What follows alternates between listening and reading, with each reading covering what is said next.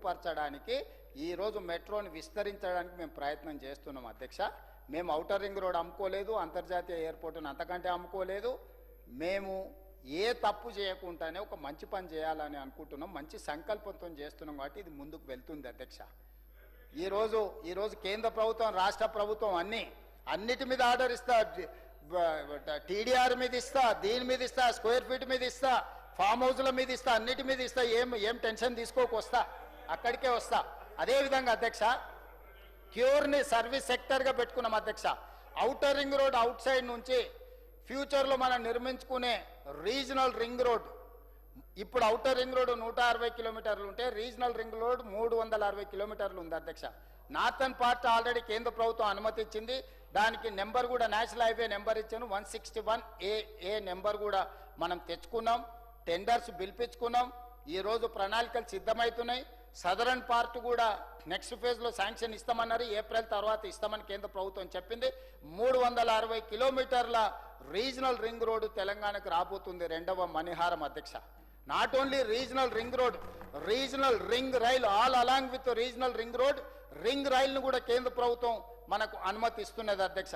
ఇదే కాదు, ఈనాడు పరిశ్రమల్ని అదేవిధంగా పెట్టుబడులను ఆకర్షించడానికి ఈ outer ring road outside, regional ring road inside manufacturing జోన్ను క్రియేట్ చేయడానికి ఈరోజు రేడియల్ రోడ్స్, ఔటర్ రింగ్ రోడ్డును, అదేవిధంగా రీజనల్ రింగ్ రైల్ని, రీజనల్ రింగ్ రోడ్ని, అదేవిధంగా ఈరోజు కేంద్ర ప్రభుత్వం మన బడ్జెట్లో 7 బుల్లెట్ ట్రైన్లు, స్పీడ్ ట్రైన్లను ప్రకటిస్తే 3 స్పీడ్ ట్రైన్లు, బుల్లెట్ ట్రైన్ల హబ్ తెలంగాణ కేంద్ర ప్రభుత్వం ఇచ్చింది అధ్యక్ష. శంషాబాద్ ఎయిర్పోర్ట్ పక్కనే 500 నుంచి 600 ఎకరాల భూమిని కేటాయించి బెంగళూరు నుంచి హైదరాబాద్ బుల్లెట్ ట్రైన్, శంషాబాద్ నుంచి బెంగళూరు బుల్లెట్ ట్రైన్, శంషాబాద్ నుంచి Chennai via Amaravati bullet train, Shamshabad నుంచి Mumbai via Poona bullet train ఈరోజు కేంద్ర ప్రభుత్వం మనకు మంజూరు చేసి ఈరోజు ప్రణాళికలు కేంద్ర ప్రభుత్వం సిద్ధం చేసింది అధ్యక్ష.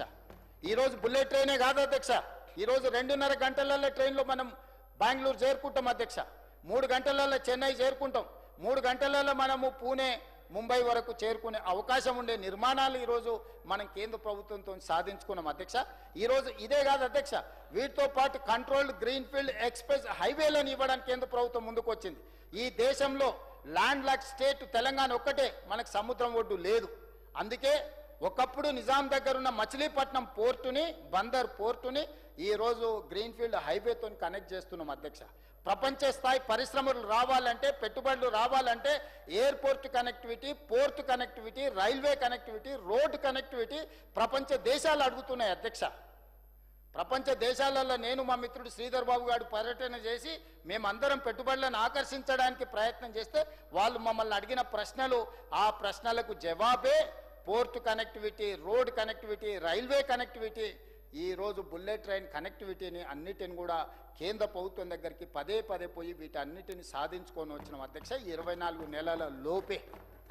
అందుకే ప్యూర్ని మ్యానుఫ్యాక్చరింగ్ జోన్గా మార్చి China+1, చైనాలో పెట్టుబడులు, పరిశ్రమలు, చైనా, తైవాన్ ఇట్లాంటి దేశాలలో పరిశ్రమలతో ప్రపంచ ఆర్థిక వ్యవస్థని ఈరోజు శాసించడానికి ఈరోజు ఆ దేశాలు ముందు బాగానే ఉంటున్నాయి అధ్యక్ష.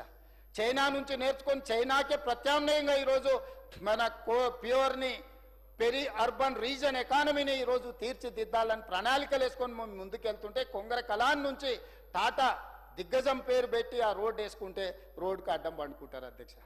ఇది ఎక్కడ వింతపోకడనో నాకు అర్థం కావడం లేదు అధ్యక్ష. ఎట్టి పరిస్థితుల్లో రోడ్డు వేయొద్దు ఫ్యూచర్ సిటీకి అంటారు.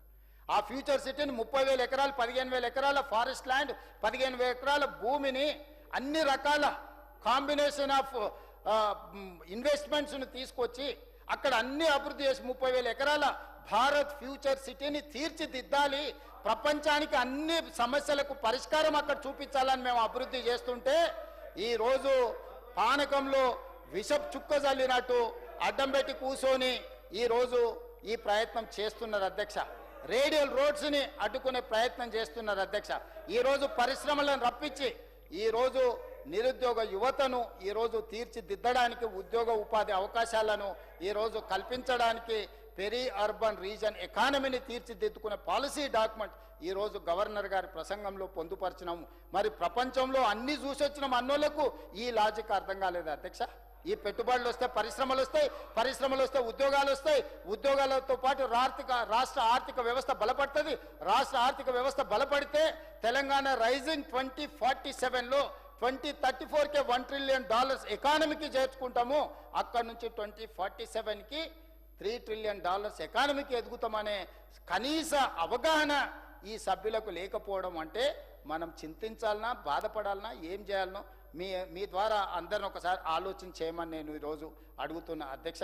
అందుకే అధ్యక్ష, పెరి అర్బన్ రీజన్ దాదాపుగా 10,000 స్క్వేర్ కిలోమీటర్, 2,073 స్క్వేర్ కిలోమీటర్లు క్యూర్, 10,000 పైగా స్క్వేర్ కిలోమీటర్లు ప్యూర్, 1,10,000 స్క్వేర్ కిలోమీటర్లు ఉన్న Telangana regional ring road out side నుంచి తెలంగాణ సరిహద్దుల వరకు rare rural agricultural reason economy, వ్యవసాయానికి సంబంధించిన ప్రణాళికలు సిద్ధం చేసిన అధ్యక్ష. తెలంగాణ అనేది మీకు తెలుసు, తెలంగాణ రాష్ట్రం సారవంతమైన నేల, ప్రకృతి ప్రసాదించిన వరం తెలంగాణ ప్రాంతం. ఇక్కడ భూములు, ఇక్కడ ప్రాంతాలు, ఒక్కొక్క జిల్లా ఈరోజు ఒక్కొక్క పంటలకు ప్రసిద్ధి. వికారాబాద్, తాండూరు, కొడంగల్ ఇవన్నీ కందిపప్పు అంటే ప్రపంచంలోనే పేరుగాంచిన కందిపప్పు మనం పండిస్తాం అధ్యక్ష. అదేవిధంగా కల్వకుర్తి, అచ్చంపేట ఈ ప్రాంతానికి పోతే జొన్నలు, సజ్జలు, దోసకాయలు ఇవన్నీ పండిస్తారు అధ్యక్ష. అదేవిధంగా నిజామాబాద్, అంకాపూర్ను ఆదర్శంగా తీసుకోవాల్సిన అవసరం ఉంది అధ్యక్ష. ప్రపంచంలోనే అంకాపూర్ అనే గ్రామం నాకు తెలిసి ఓ శాసనసభ్యుడు